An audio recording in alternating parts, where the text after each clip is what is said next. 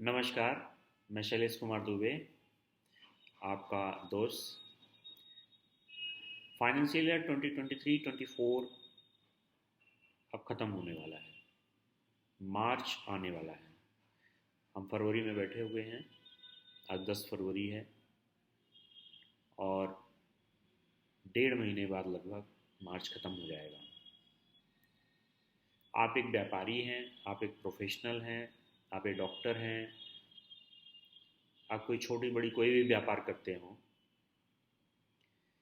आपको कुछ चीज़ों का ध्यान रखना बड़ा ज़रूरी है।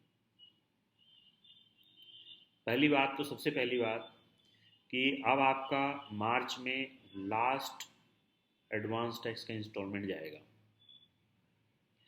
और एडवांस टैक्स का इंस्टॉलमेंट जाएगा तो आपको सबसे पहले ये देखना पड़ेगा कि आपकी जो इनकम है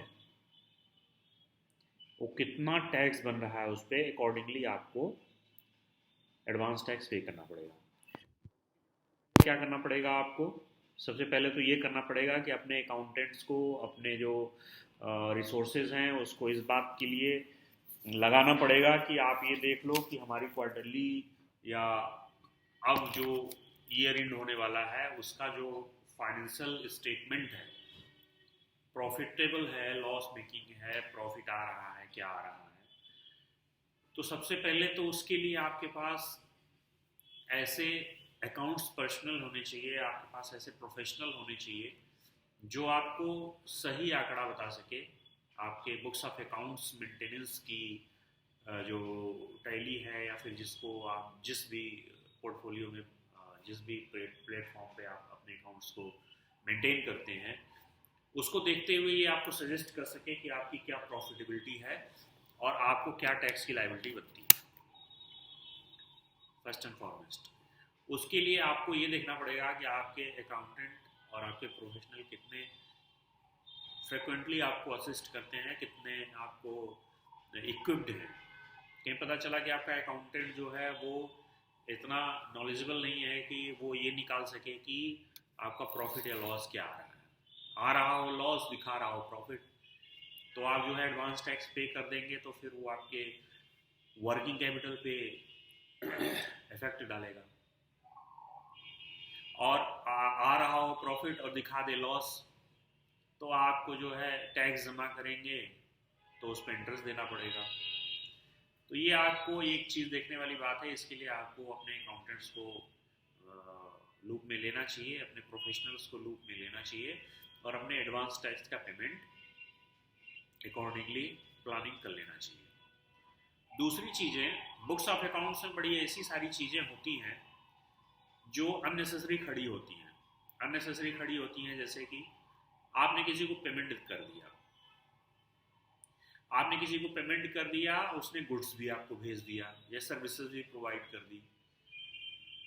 आपने पेमेंट कर दिया, उसने सर्विसेज प्रोवाइड कर दी, उसके बाद आपके अकाउंट्स डिपार्टमेंट ने उसको फॉलो अप नहीं किया या जो भी किया, उसका इनवाइस अभी तक नहीं आया, तो आपके बुक्स ऑफ अकाउंट्स में वो आपके एडवांस में खड़ा हो जाएगा, आपका एसेट खड़ा हो जाएगा, जबकि लेना देना कुछ नहीं है।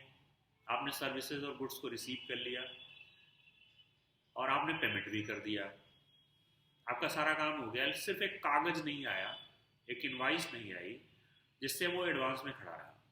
और वो जो है मार्च में भी नहीं आई आपके पास इनवाइस, तो जब तक इनवाइस नहीं आएगा तब तक वो आपको लोन्स एंड एडवांसेस में खड़ा रहेगा। तो इस तरह की जो रिकॉन्सिलेशन है आपको देख लेना चाहिए कि कितने पेमेंट्स गए हैं, कितनी सर्विसेज या गुड्स हमने रिसीव किए हैं, किसके बिल हमने लिए हैं, किसके बिल हमें देने हैं, किसका पेमेंट आना है, किसका पेमेंट नहीं जाना है। सिक्योरिटी अमाउंट है आपके पास तो उसमें से कितना सिक्योरिटी डिडक्ट हो गया है, कितना बैलेंस क्रिएट करना है बुक्स ऑफ अकाउंट्स के माध्यम से। फिर कुछ चीज़ें ऐसी होती हैं जो कि एक्स्ट्रा ऑर्डिनरी होती हैं, जैसे कि आपको बुक्स ऑफ अकाउंट्स में और भी चीज़ें देखनी पड़ती हैं और भी कंप्लाइंसेस हैं, जैसे आरओसी की कंप्लाइंसेस, आपके जीएसटी की कंप्लाइंसेस, जिसके ऊपर आरओसी एप्लीकेबल है, कंपनीज है उसके लिए आरओसी, अदरवाइज जीएसटी की कंप्लाइंसेस अगर आपका टर्नओवर एज पर लिमिट है तो जीएसटी में बहुत सारी कंप्लाइंसेस हैं, बहुत सारी रिकॉन्सिलेशंस हैं कि आपने जीएसटी के पॉइंट ऑफ व्यू से आपने बुक्स को प्रिपेयर कर लिया है कि नहीं, अगर कुछ रह गया है तो उसको debit notes, credit notes, adjustments वो आपको अब इसी महीने में करना शुरू कर देना चाहिए। एक तरह से आपको एकदम अलार्मिंग सिचुएशन पे हो जाना चाहिए अगर आप एक व्यापारी हैं या एक प्रोफेशनल हैं जिस पे गवर्नमेंट के इनकम टैक्स की कंप्लायंसेस, जीएसटी की कंप्लायंसेस, अदरवाइज आरओसी की कंप्लायंसेस, जो भी कंप्लायंसेस हैं, और खासकर तो बुक्स ऑफ अकाउंट्स की कंप्लायंसेस, क्योंकि हर व्यक्ति को चाहे वो किसी फील्ड में हो बुक्स ऑफ अकाउंट्स मेंटेनेंस बहुत ज़रूरी है। तो ये सारी चीज़ें देखते हुए आपको अलार्मिंग सिचुएशन में आ जाना चाहिए और ये आज से ही इस बात को कंठस्थ कर लेना चाहिए कि हमें जो है अपने बुक्स ऑफ अकाउंट्स को, अपने कंप्लायंसेस को रिकॉन्साइल करना है, ठीक करना है, ताकि फाइनेंशियल ईयर ख़त्म होने के बाद इस बात के लिए पछताना न पड़े कि हमने ये चीज़ नहीं किया। मैं एक आपको एग्जांपल बताता हूँ। वैसे तो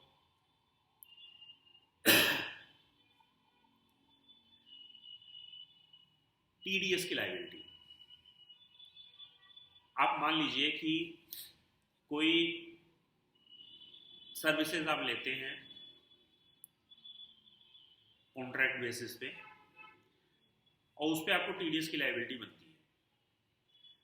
अब मान लीजिए वो टीडीएस की लायबिलिटी 1% वाली आती है, इंडिविजुअल को 1% और कॉर्पोरेट को 2%। 1% 2% कुछ भी हो सकती है। आपने उसका टीडीएस काट रखा है या काट लेना चाहिए था, दोनों सिचुएशन है। या तो उसका टीडीएस आपको काटना चाहिए था, आपने नहीं काटा, या दूसरा सिचुएशन आपने काट तो लिया है लेकिन डिपॉजिट नहीं करवाया है। इन दोनों सिचुएशन में इनकम टैक्स में वो एक्सपेंसेस डिसअलाउ हो जाते हैं जिस पे टीडीएस काटना था आपने नहीं काटा, या फिर जिस पे टीडीएस कटा हुआ है और आपने गवर्नमेंट को डिपॉजिट नहीं किया। अब मान लीजिए छोटी सी अमाउंट बताता हूं, जैसे मान लीजिए कि वो 1% का रेट ऑफ टीडीएस है और 1% में मान लीजिए आपने छोटा सा अमाउंट 1 लाख रुपए का आपने टीडीएस काटा हुआ है।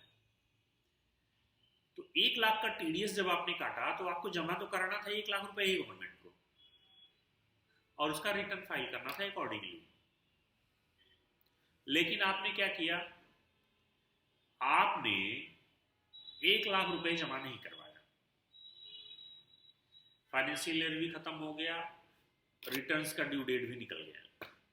अब क्या होगा, अब तो कुछ हो ही नहीं सकता। अब तो जो 1 लाख रुपए का 1% मतलब 1% आपने काटा है उसका एक्सपेंस लगभग 1 करोड़ रुपए होगा। एक एग्जांपल बता रहा हूं। तो आपका जो इनकम या लॉस, अभी प्रॉफिट एंड लॉस में जो इनकम या लॉस आ रहा था वो से फॉर एग्जांपल 25 लाख रुपए आ रहा था। अगर डिसअलाउ होने के बाद आपको टैक्सेबल इनकम कितना बच जाएगा, 1 करोड़ 25 लाख रुपए।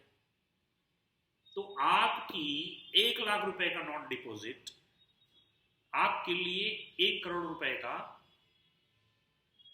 इनकम खड़ा कर दिया और उसके ऊपर टैक्स।